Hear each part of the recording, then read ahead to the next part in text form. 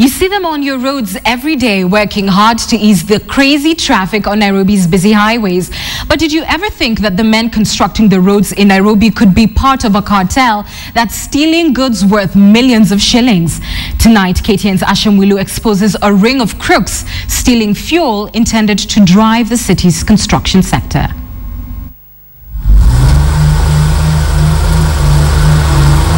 Dirt, dust, and sweat. It's all in a day's work for these men. They provide the manpower in the ongoing construction of the Nairobi Southern Bypass. 17 billion shillings is what this project will cost the taxpayer. And while this is creating job opportunities for hundreds of Kenyans, it is also fueling a multi-million shilling illegal business. It's dawn in Nairobi. Early morning activity has just commenced in the heart of Langata area. It's an ordinary working day for these truck drivers who will soon be on the dusty bypass constructing the 4-lane dual carriage road. However, the more the sun peers out of the clouds, the clearer these activities become. Dozens of trucks line up to make way into these shanties. Each vehicle is securely parked and the tools of the trade are unleashed, a hosepipe and a jerrycan. The vehicles, clearly branded with the road contractor's company name, are then drained of the contents of their tanks, one by one. At least 40 liters of diesel is siphoned from each truck. From some, close to 100 liters is siphoned out.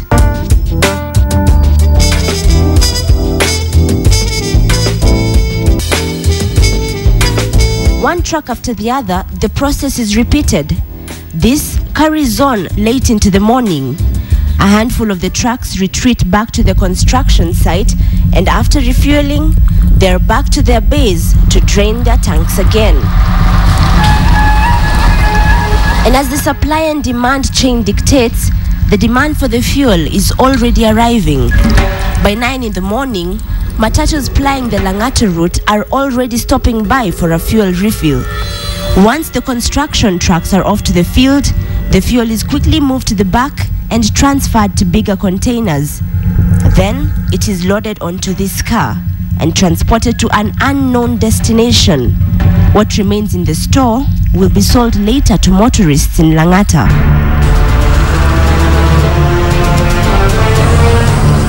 This area is then completely transformed. It now becomes a welding site, camouflaging the illegal activities that we just witnessed.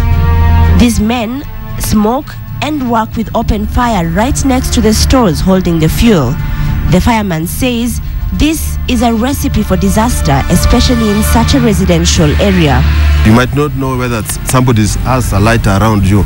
So the fumes coming from this fuel might trigger fire anytime. It could depend on the direction of wind.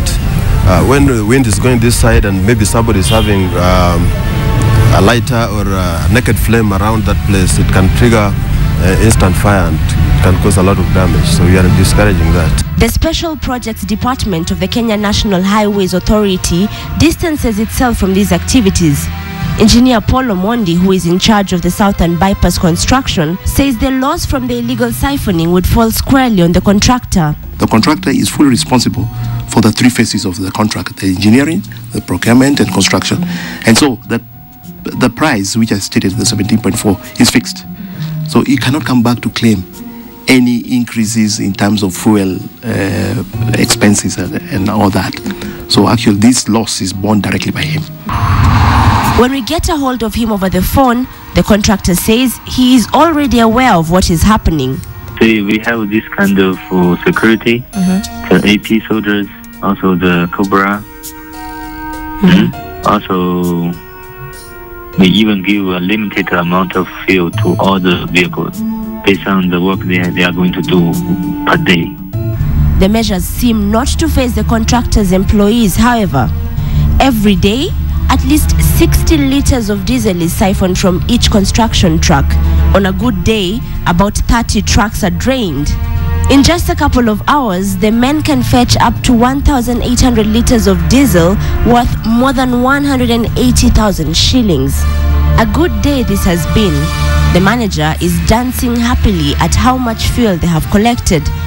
So daring the men are that even the owner of this business is not shy of his illegal activities. This is how our conversation went when we phoned him. We want to get your response about a report that has reached our newsroom about a business that is going on in Langata of siphoning fuel illegally. Are you connected to such business? No, ilikuwa lakini sio iliisha. Na hii biashara unajua ni kwamba ni illegal? Not illegal, it's a legal business. Buying and selling from a willing buyer, willing seller business. But sir, you're siphoning fuel that belongs to someone else. Who?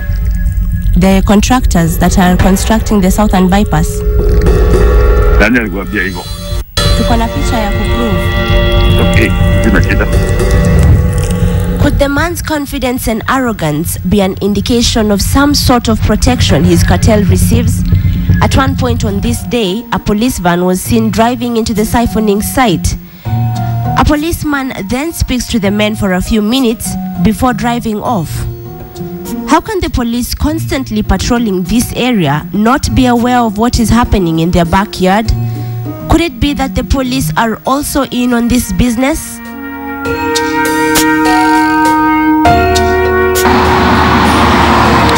Our investigations reveal that this enterprise is just a fraction of an even bigger cartel siphoning fuels from trucks plying the major highways in Kenya.